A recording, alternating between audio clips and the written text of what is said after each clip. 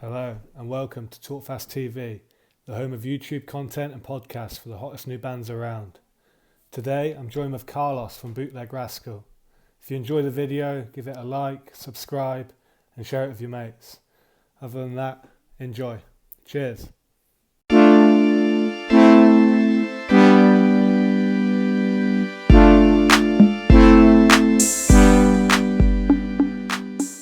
All good, all good. So Carlos, how's it going? Good, yeah, all right. COVID. I know, It's yeah. kind of I've just seen lately, recently, obviously the issues with Sydney going back into lockdown. I see you uploaded that the other yeah, day. Yeah. yeah. Well, I moved up to the Gold Coast about 6 months ago, and Okay. but yeah, so like most of my family is down in Sydney, so unfortunately, I don't think I'm gonna be able to go down there. Yeah, shit. And do they know how long that's going to be for at the minute?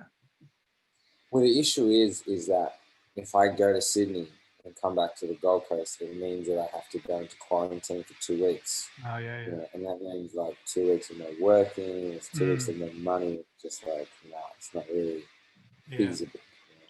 Yeah, I've got some friends that live in Sydney and they've just left the city. Like they had to get out basically on Thursday or Friday before everyone got told to stay in their homes, like, Well, yeah, man, because like if like you can go on a website and it shows you all the contact tracing that they're doing.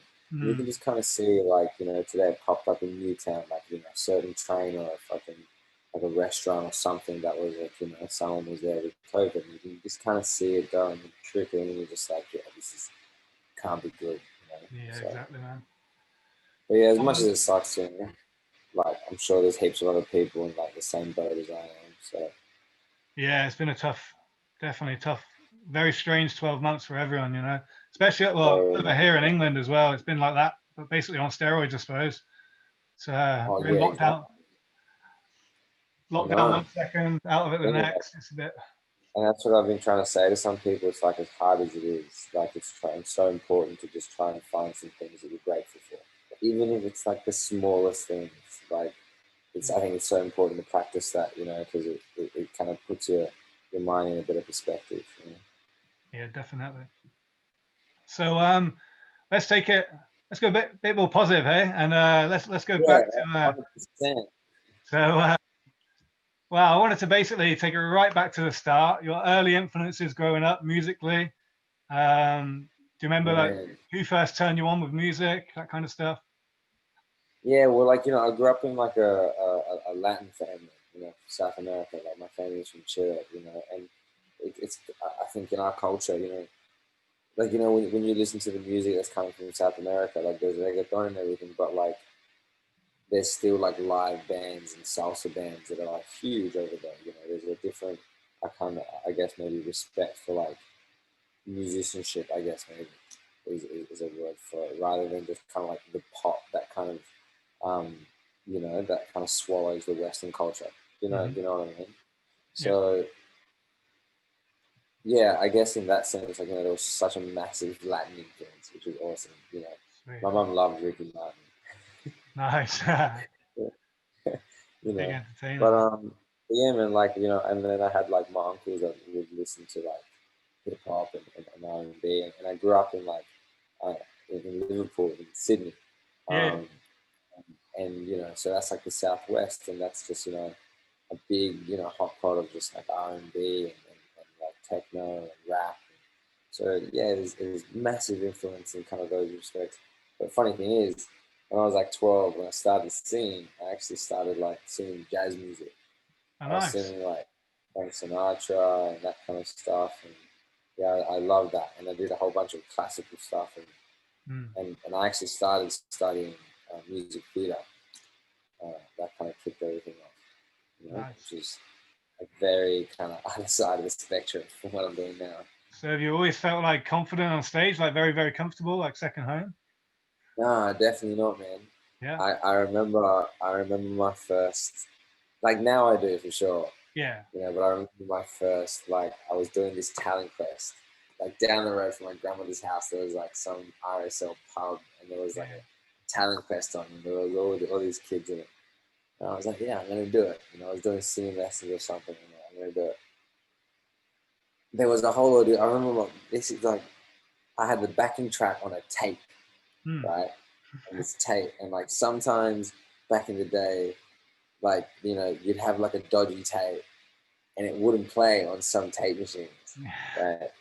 So I get to this, you know, telling person on, I get on stage, and I remember getting on stage, you know, and I felt like it was an earthquake, like my legs were trembling. I was like, oh my God. And they pressed play on the tape, and just like the most horrible, disgusting noise you've ever heard in your life just came out of the PA. It was like, blah, blah, blah. And I was like, oh no. So completely embarrassed. Anyway, my uncle like ran home and got the tape player we've been using in practice and brought it back, you know. I eventually did my song very nervously, you know, pretty much crapping myself on stage. Did it. I didn't win. There was a kid that was singing doing cartwheels, and he won. Wow. Yeah. But after that, man, there was like, I think it was the first time I kind of noticed the part in me that like I failed at something essentially, and I didn't do good in it, and there was a part of me that was like, nah, I got to do that again. I need to. As much as that was shit and that was so intense, I really did. There was a part of me that enjoyed it, you know. I enjoyed the challenge of getting better. You know? Now I love it. You know? Now it's a whole different thing. Now that earthquake, that thrill is just like the thing that you seek every time, isn't it? Like, Yeah, definitely, and almost like, you know, methodical, I guess, you know. I guess if you look at it in a professional sense, especially, like, you know, when we're doing like tours in Europe, especially, like, you know, it's so much more intense than being here at home. Because here at home, you know, you go to Sydney, I come home for a couple of days. I go to Melbourne, I come home for a couple of days.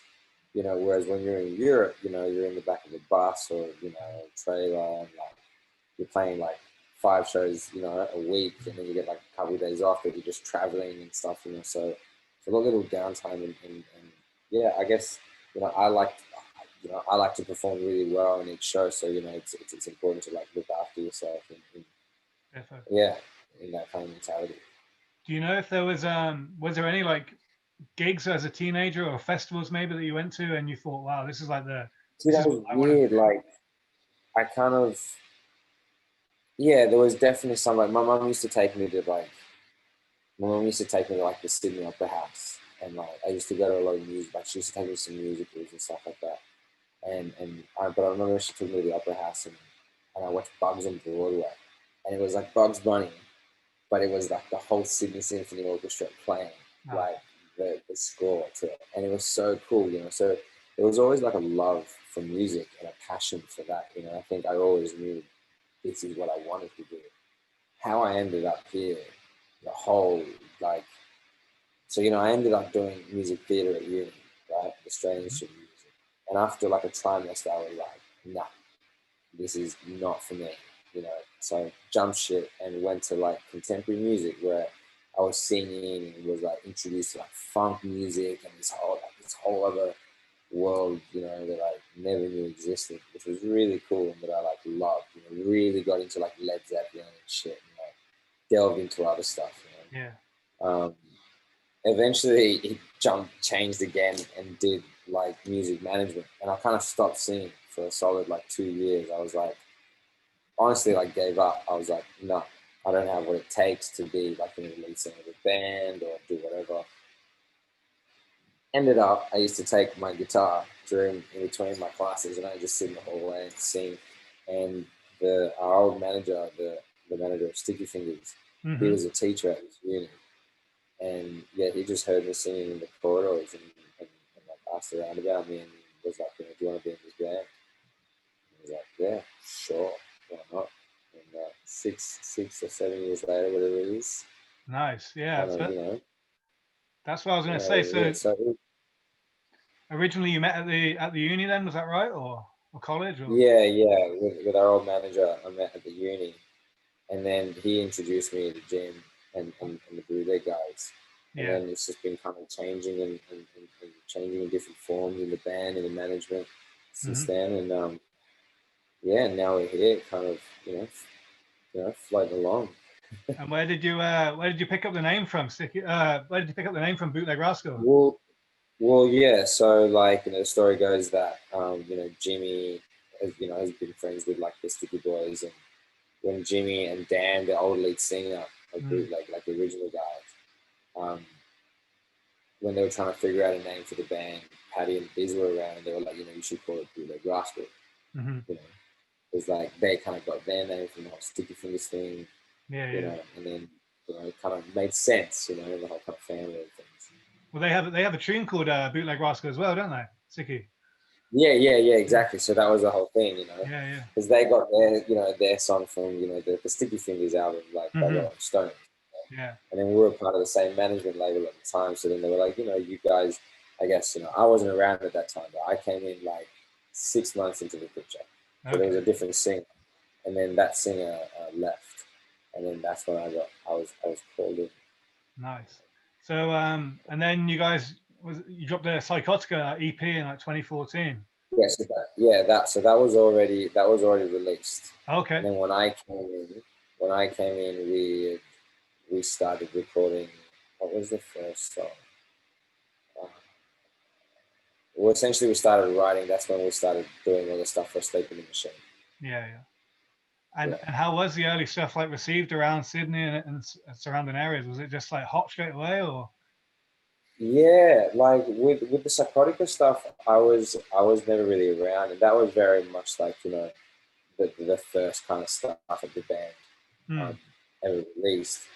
But then when I came along, we released "Oh I Know," and that got picked up by like Triple J really quickly, and that kind of sparked up some things. And then we're also like supporting and touring with Sticky Fingers, which helped a lot, back then, in terms of growing our audience and stuff like that. Obviously, not just in Australia but in Europe as well, and across America. So. Yeah, definitely. I actually watched Sticky Fingers last when was it? Last year in Montreal. They done 2 dates in Montreal, so I was living over there for a year, and it was wild. Like they played on a Saturday, and then on the Saturday night the drummer went out, and I think he got hit by a car and he fucked up his leg. So then the Sunday night they played again, but it was like more of an acoustic set, and it was like yin and yang. It was class. It was really good. Like hopefully the drummer's okay now. Like, but I'm pretty sure it was good.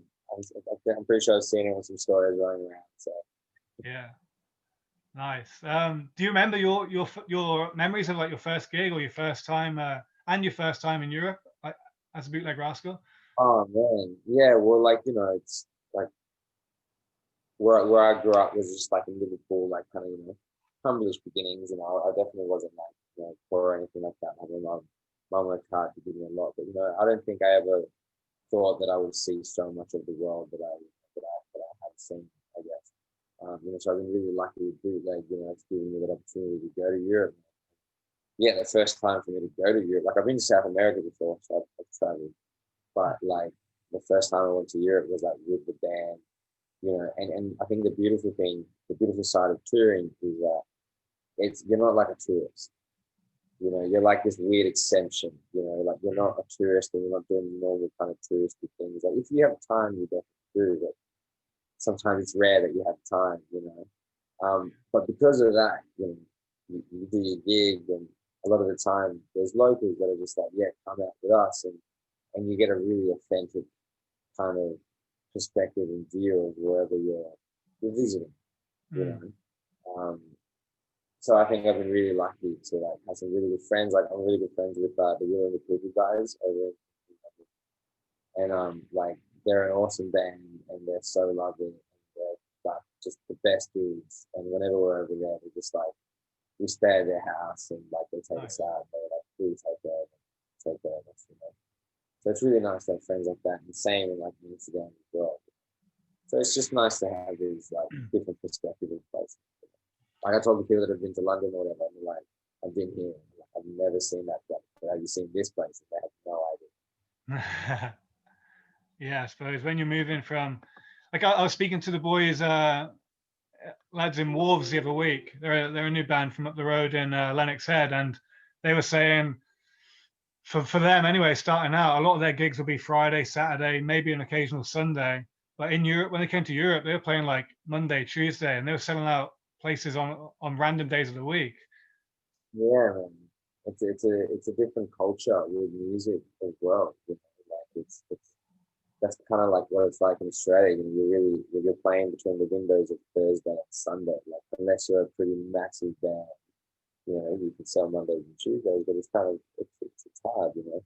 But yeah, I guess the culture, the music culture in New York's very different. I find in some places, you know, you go to places where people don't know you, but they'll go to a gig, you know what I mean? And just go watch a band, you know, give it a Yeah, shot. for sure, man, for sure. And do you have like good memories of touring in the UK and England? Yeah, man. Funnily enough, one of my favorite experiences in England was in Hull. Yeah, nice. Right, we were in this camping van. There was three of us. It was me, Jack, and Jim, and we'd had some issues with this like water pump and the thing that we couldn't fix. There was this, oh, we had so many issues with this stuff, and we were just like, we got to fix this thing before we take it back. And like, we're in the middle of the tour, so I started just searching for like we were just like halfway to, I can't even remember where we were going. We were halfway and we were home. And I just looked for a camping van place to stay up with. So we found this random camping van. Kind of this like nice greeny area, you know. And it was just this couple, this like elderly couple that ran this like caravan park. And they were so excited to have us because like everyone else was English there. And I think we were like Australians and like foreigners, and they were like so excited. And we had this man-made creek, and he put us like right in front of the creek. So proud of his, you know, creek. And then he's just like, yeah, and you know what? No, I knock off at 5 o'clock, and I opened the pub at 6, and he had his own pub set up on the like Love it. caravan park. So this guy would just work in the office and like work in the caravan park all day to like have a break, then out, and just like open the pub so and just get drunk with everyone. Yeah, And we just stayed up till like 4 in the morning. We started playing darts and drinking beer and whiskey, and it was just a really, really nice night, like wholesome night, you know, in the tour. sweet, Yeah, and then nice, they fixed our van the next day too. He called his mate, and his mate fixed our water pump and shit. Yeah, it was absolute legends. legends. Sounds class. So obviously, 2020's put a spanner in the works for the band. So well, for touring and Oh, stuff like we that. yeah, we're supposed to be back in Europe this year. But I've seen you've posted some music as Junie. Yeah, yeah, yeah. So I got a little solo thing going. Yeah, I listened to the tune "Exercise" the other day. So it's a throwback to the like, I don't know, like 90s R&B. Like I'm grooving with it anyway. Yeah, yeah. It's definitely that side of me that like you know that 2000s Yeah, yeah, Justin Timberlake kind of Usher, like you know that corny R&B days. You know, like yeah. I really really enjoyed that time with music. You know. Nice one. And has it been nice just like kind of, I suppose, doing your own little thing as well, separate to the Yeah, well, you know, I guess when I write, you know, I don't usually try to write with a certain like intention at all, you know. So yeah, sometimes, you know, it would be like a really hip hop gangster beat, or maybe like a nice guitar thing or whatever, you know, and I just kind of work around whatever the sound is, wherever the sound's gone. You know? And I think at the time back then when I started the Dreamy project, it was a bunch of songs that I had that didn't really fit the mold of bootleg, you know. yeah, And I was just trying to kind of figure out what that was, and then you know, Red Dreamy kind of came out of that, and yeah, and obviously there's more songs now that are writing, but now I'm noticing that because I'm writing more junior songs, and that's kind of forming its own kind of sound. yeah, I can hear it bleeding into bootleg now as well, you know, a little bit, and influencing that side a little bit, which is really cool, yeah, you know. for And sure. me and Jimmy have been working on a new project which we actually finished, and hopefully they'll be out next year sometime. But and yeah, and it's been really, really, really fun, and it's going to be really, really excited to put that out. Sure, man. So if all kind of like if we had a magic wand and this fucking virus pisses off, what's your plans for 21 really as a band? What would you really like to push for? Oh man, I just want to play some shows. I think everyone's kind of in that same boat, hey? Like, fuck, yeah. I did 2 gigs recently, like doing junior stuff, like just some smaller gigs, because it's less capacity there, and there wasn't that many people there. It's so good to just be on stage, and just, do my thing again. Yeah, but man, just play some shows. Maybe like we've gone to be released this tour that we're going to do at the start of the year. Hopefully, now that all this stuff's kind of kicked back up, we don't know how bad that's going to get. We don't know how much it's going to affect the tour. Mm-hmm. It's already kind of affecting, which is a bit happy. So at the moment, we're kind of stuck where we were like 6 months ago, which is being like, yeah, we just got to kind of wait and see what happens and where this goes, and then react to whatever happens. Again, fortunately. Yeah, for sure. And what's your ultimate dreams for the band? Like, where do you want to go? What's the top of the top? Where do you want to go? No, no. I mean, like it's complete. You can say whatever you want. You can sound as corny as you want right now, or you can be as down to earth, whatever you like, man. Right? Yeah. Well, look, I like to think I'm a pretty down to earth person, and I try to think of that question. I'm like, I don't know. Yeah. I think I'm always kind of striving to be better in myself. Mm. And so much of that is my music, and that is like one of my biggest outlets. There's definitely other stuff that I have passion for and love for, but music is definitely that. Man, I think if you ask me this question as a kid, obviously it's like, as a kid it was like to be famous, and like, I look at people like Justin Timberlake, it was amazing, and yeah, to this day, like definitely like to be successful and have money, but then I guess I look at myself right now and I'm like, man, I'm pretty happy right now. Like it's pretty good. Yeah, sure. I haven't really answered this question. That's all good. It's all good. Yeah, I've got some. Yeah, I've been asked it before, like, and it's just so hard to kind of answer because, like, as a kid, right, when I was in year 10, I had like a DT class, like a design and technology. And it was like, had this weird, we were like an assignment where we had to find a picture of somewhere we wanted to be or wanted to go one day. And I found this crazy picture of this like valley and this lake and this mad like hotel. And I was like, man, if I could go there one day in my life, like that would be amazing. And as a kid, where I was and all that, I was like, there's probably no chance in hell that I would ever find this place or get there or know where it is, whatever. Flash fucking forward, fast forward, I don't know how many years to on a tour in Canada, in Banff. Oh shit, you played in Where, Bath, yeah? yeah, man. So this guy looks at me, looks at us, and he's like, "Cool, what are you guys doing tomorrow?" We're like, "Oh man, probably tired and I to sleep, something to drive." He's like, "You've got to go to Lake Louise." I don't know what the fuck's Lake Louise. He's like, "You got to go. You got to go check it out." Yeah. So we all got up in the morning. We went to like the radio, drugged up to all the shit, and we're walking. I'm not really looking around, and I'm walking. I'm looking up. This place looks fucking familiar. And I get to the front of this hotel, and I realize that where I was standing was the picture that I looked at 10, Oh that I shit. said, like, fuck, like, yeah, the picture that I printed out for that assignment, that I said, this is where I want to go. Wow, I could yeah, do yeah. that. And I like just found myself there completely by chance. And it hit me so hard, man. I was just like, oh, That's fucked. Like I was God.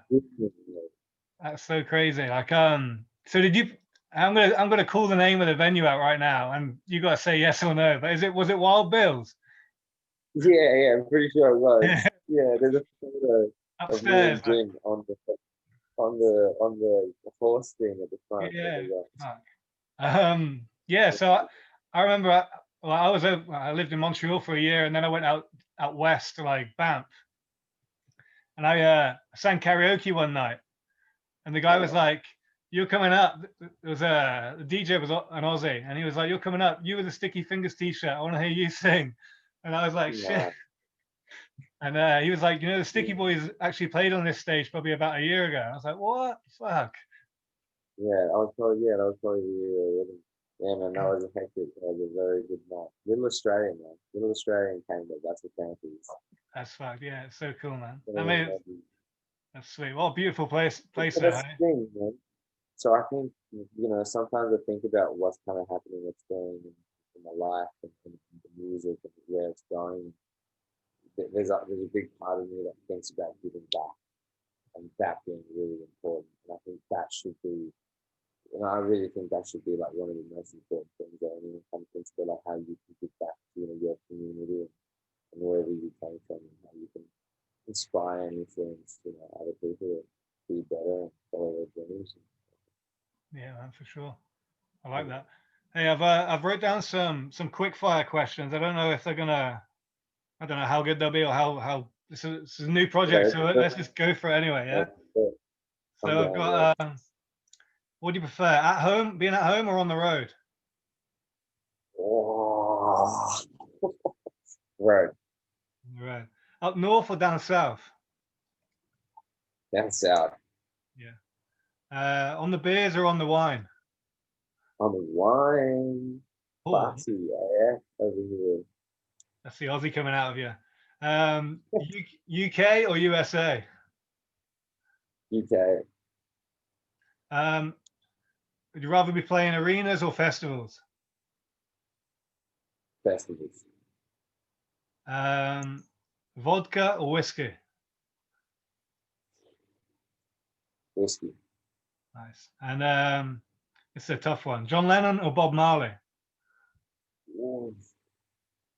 Bro, what are you doing to me? Oh, John Lennon or Bob Marley? I gotta go John Lennon. Fair. It's a tough one, that is. And I know, what's your that hurt. what's your go-to karaoke song if you have one? Come on, everyone's got one. Proud Mary. Yeah. Big keep on turning, baby.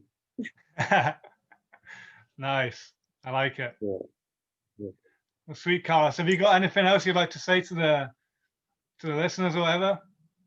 Oh man, especially if there's people listening in the UK, I'm so bummed that we didn't get to go out there this year. It was in the plans. There were things being booked, and yeah, it was heartbreaking. So honestly, I think our plan is as soon as we can travel overseas, we're going to get to Europe like ASAP. Perfect. So definitely as soon as we can, you're going to see us over there. Nice one. Like I said before, it's been a pleasure, mate. Thanks a lot for your time. Right, definitely when we're over there, let's definitely link up. Yeah, definitely, man. Hopefully this project of mine grows a little bit. But anyway, even if it's not that, we'll have a beer, we'll watch a show. Do this in person, it was beautiful. That's it, man. Cheers for your time, bro. Have a good Christmas. That's it. You too, man. Merry Christmas. Bye. Cheers. Bye.